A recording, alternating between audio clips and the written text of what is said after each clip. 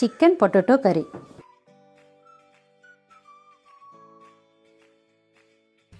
Chicken potato கறி செய்யறதுக்கு தேவையான பொருட்கள் என்னென்னு இப்போ பார்க்கலாம்.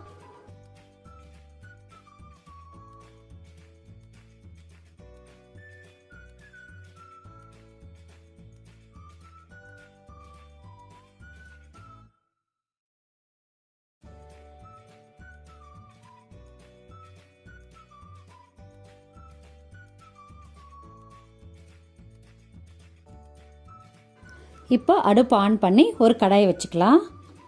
கடாய் கொஞ்சம் சூடு ஏறட்டும். சூடு ஏறின பிறகு ஒரு ஸ்பூன் எண்ணெய் ஊற்றிக்கலாம். எண்ணெய் சூடானதோ ஒரு 4-5 காஞ்ச மிளகாய் போட்டுக்கலாம். நான் காஷ்மீர் ரெட் சில்லி மிளகாய் போட்டிருக்கேன். உங்ககிட்ட இல்லைன்னா நீங்கள் காஞ்ச மிளகாயே போட்டுக்கலாம். நம்ம அடுப்பை கொஞ்சம் மெதுவாக வச்சுக்கலாம், அப்போ தான் தீயாமல் இருக்கும். மிளகாய் நல்லா வரட்டும். வறுந்ததுக்கப்புறம் ஒரு ஸ்பூன் சோம்பு போட்டுக்கலாம்.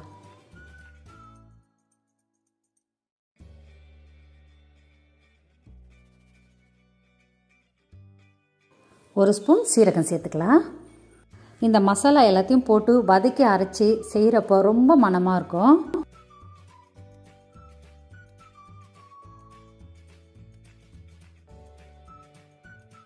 இப்போ பட்டை, லவங்கம், ஏலக்காய் சேர்த்துக்கலாம். ஒரு 5-6 முந்திரி பருப்பு சேர்த்துக்கலாம். முந்திரி பருப்பும் கசகசா சேர்க்குறப்போ அதோட டேஸ்ட்டும் நல்லாயிருக்கும், மணமாகவும் இருக்கும். எப்பவுமே ஒரு புதுசாக ஒரு டிஷ் ரெடி பண்ணி அது நல்லா இருந்தால் மட்டும்தாங்க நான் சேனல்லே அப்லோட் பண்ணுவேன். நீங்கள் இதை பார்த்துட்டு நீங்கள் ஒரு தடவையாவது வீட்டில் செஞ்சு பாருங்கள், ரொம்பவே நல்லாயிருக்கும். இப்போது 2 பல்லு பூண்டு, கொஞ்சமாக இஞ்சி எடுத்துக்கலாம். அதையும் சேர்த்து வதக்கிக்கலாம். இப்போ ஒரு ஸ்பூன் கசகசாவையும் சேர்த்து வறுத்துக்கலாம். கசகசா வறுக்கிறப்போ அதோட வாசனை ரொம்ப நல்லா இருக்குங்க. எப்பவுமே நம்ம சிக்கன் குருமா இதெல்லாம் செய்கிறப்போ கொஞ்சம் கசகசா சேர்த்து செய்யுங்க, ரொம்ப அருமையாக இருக்கும். நான் 1/2 கிலோ சிக்கன் தான் எடுத்திருக்கேன். அதுக்கு 2 வெங்காயம் போதும். 2 சின்ன சைஸ் வெங்காயம் போதும். தக்காளி கொஞ்சம் பெருசாக 2 தக்காளி போதும். எப்போவுமே நம்ம சிக்கனாக இருந்தாலும் சரி, மீனாக இருந்தாலும் சரி, அதுக்கேற்ற மாதிரி தக்காளி வெங்காயத்தை நம்ம சேர்க்குறப்ப தான் அதோட டேஸ்ட் நல்லாயிருக்கும்.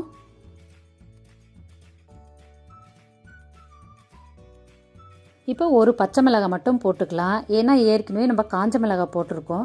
பச்சை மிளகாய் நல்ல ஸ்மெல்லு கொடுக்கும், அதுக்காக நான் பச்சை மிளகாய் சேர்த்துருக்கேன். நம்ம வெங்காயம் வதக்கி அரைச்சி போட போகிறோம், அதனால் கொஞ்சம் இனிப்பு தன்மை வரும். நம்ம கசகசா முந்திரியும் சேர்க்க போகிறோம், அதனால் தனியாத்தூள் போடுறதில்ல, சில்லி பவுடர் மட்டும்தான் சேர்ப்பேன். நீங்கள் செய்கிறப்போ காரம் அதிகமாக இருக்கும்னு நினச்சிங்கன்னா நீங்கள் தனியாத்தூள் சேர்த்துக்கோங்க. மசாலாவெல்லாம் நல்லா வதங்கிடுச்சு. இப்போ அடுப்பு ஆஃப் பண்ணிடலாம். மசாலாவை எல்லாம் ஜாரில் சேர்த்துட்டு ஆறுனதுக்கப்புறம் அரைச்சி எடுத்துக்கலாம். இது வதங்கினதுக்கப்புறம் பாருங்கள், நல்ல ஸ்மெல்லு வரும் உங்களுக்கு. இப்போ அடுப்பு ஆன் பண்ணி ஒரு கடாயை வச்சுக்கலாம். உங்களுக்கு கொஞ்சமாக தான் எண்ணெய் தேவைன்னு நினச்சிங்கன்னா அதுக்கேற்ற மாதிரி நீங்கள் எண்ணெயை ஊற்றிக்கோங்க. எண்ணெய் நல்லா காஞ்சிடுச்சு. நம்ம 2 பெரிய தக்காளி கட் பண்ணி வச்சுருக்கோம், அதையும் சேர்த்துக்கலாம்.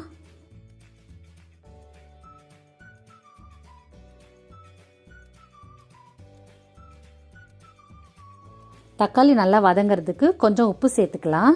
உப்பு சேர்த்தா தான் தக்காளி ரொம்ப சீக்கிரமாக வதங்கும். தக்காளி நல்லா வதங்கினதுக்கப்புறம் ஒரு ஸ்பூன் இஞ்சி பூண்டு விழுதை சேர்த்துக்கலாம். இஞ்சி பூண்டு போட்டதுக்கப்புறம் நல்லா வதக்குங்க, அப்போ தான் அந்த பச்சை வாசனை போகும். மசாலாலாம் நம்ம வதக்கிறப்போ அடுப்பு கொஞ்சம் சிம்மில் வச்சுக்கோங்க. இப்போது நான் சிக்கனை மஞ்சத்தூள் எல்லாம் போட்டு கழுவி க்ளீன் பண்ணி வச்சுருக்கேன், அதையும் சேர்த்துக்கலாம். சிக்கன் போட்டதுக்கப்புறம் ஒரு 10 நிமிஷம் அதில் நல்லா வேகட்டும். அப்போ அந்த சிக்கன் அந்த 10 நிமிஷத்தில் நல்லா வெந்துடுங்க.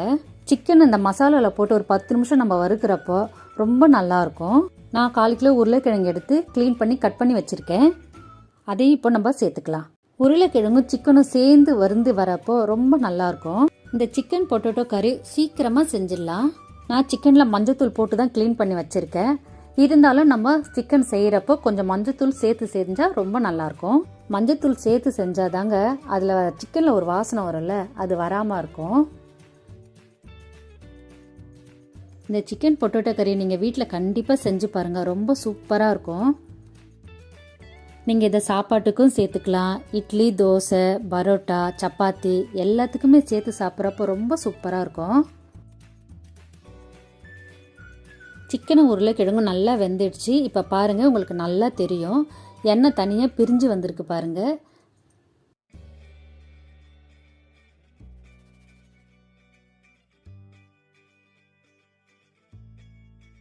நான் இப்போ 1 ஸ்பூன் சில்லி பவுடர் சேர்த்துருக்கேன். உங்கள் காரத்துக்கு ஏற்ற மாதிரி நீங்கள் சேர்த்துக்கோங்க.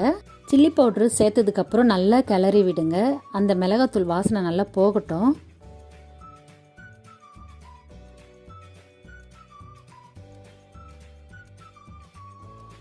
பார்க்குறதுக்கு எப்படி இருக்குது பாருங்கள், அருமையாக இருக்குது, நல்லா கலர்ஃபுல்லாக இருக்குது பாருங்கள்.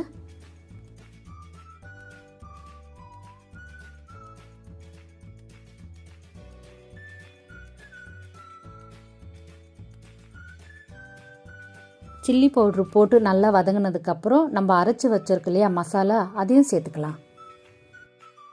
மசாலா போட்டதுக்கப்புறம் நல்லா வதக்குங்க. அப்போ தான் அந்த மசாலா எல்லாம் கறிக்குள்ளே போய் சேரும்.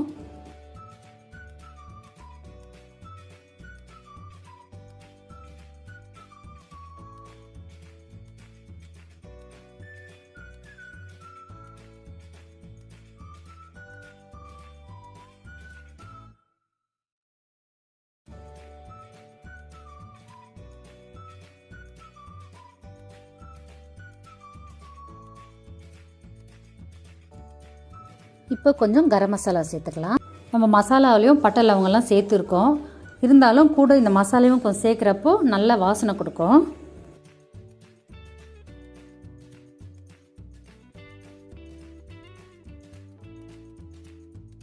இப்போ நம்ம எல்லா மசாலாவும் சேர்த்துட்டோம். இப்போ ஒரு தட்டு போட்டு மூடி வைக்கலாம். கொஞ்ச நேரம் அப்படியே வேகட்டும்.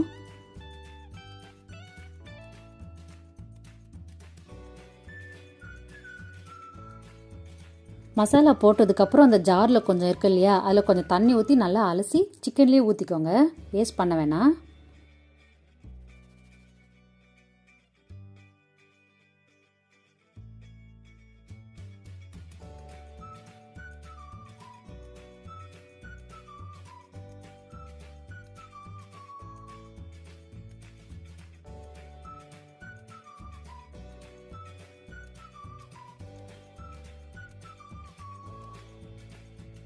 இப்போ குழம்பு நல்லா கொதிச்சிடுச்சு பாருங்கள், எண்ணெய்லாம் நல்லா அழகாக பிரிஞ்சு வருது. இப்போ நான் 1 கப் தேங்காய் பால் அரைச்சி வச்சுருக்கேன், அதையும் சேர்த்துக்கலாம். நாம் தேங்காய் பால் சேர்த்து செய்கிறப்போ ரொம்ப நேரம் கொதிக்க விடக்கூடாது.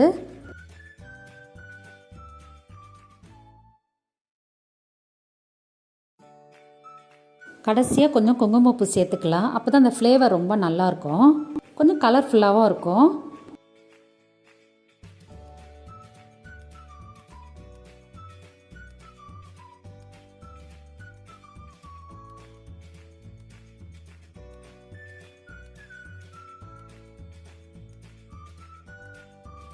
இப்போ 1 ஸ்பூன் நெய் சேர்த்துக்கலாம். நல்லா வாசனை கொடுக்கும் நெய் சேர்த்தாலே. அவ்வளோதாங்க, சிக்கன் பொட்டேட்டோ கறி ரெடி ஆயிடுச்சு. கடைசியாக கொஞ்சம் கொத்தமல்லி சேர்த்து ஸ்டவ் ஆஃப் பண்ணிவிட்டு குழம்பை இறக்கிடலாம். மணமாக இருக்குங்க. கட்டாயம் நீங்கள் உங்கள் வீட்டில் செஞ்சு பாருங்கள், ரொம்பவே நல்லாயிருக்கும். நீங்கள் உங்கள் வீட்டில் செஞ்சு பார்த்துட்டு எப்படி இருக்குன்னு கமெண்ட்டில் போடுங்க. நீங்கள் உங்கள் வீட்டில் சமைக்கிறப்போ ஏதாவது டவுட் ஏதாவது இருந்துச்சுன்னா கமெண்ட்டில் போடுங்க. அதுக்குண்டான பதிலை நான் ரிப்ளை பண்ணுறேன் உங்களுக்கு.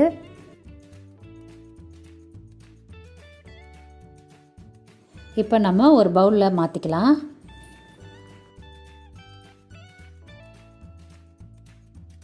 எப்பவுமே வீடியோவை ஸ்கிப் பண்ணாமல் பார்க்கணும். அப்போ தான் நீங்கள் செய்கிறப்ப மறக்காமல் இருக்க முடியும்.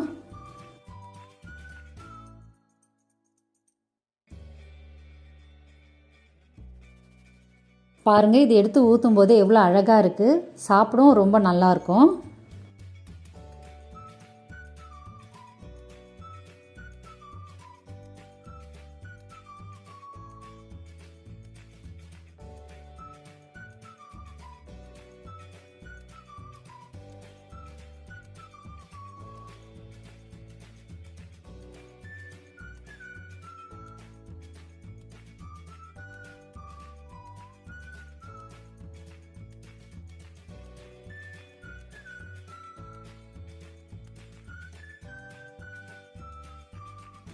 இந்த வீடியோ உங்களுக்கு பிடிச்சிருந்தா லைக் பண்ணுங்கள், ஷேர் பண்ணுங்கள், சப்ஸ்கிரைப் பண்ணுங்கள். மறக்காமல் அந்த பெல் ஐக்கானையும் ப்ரெஸ் பண்ணுங்கள்.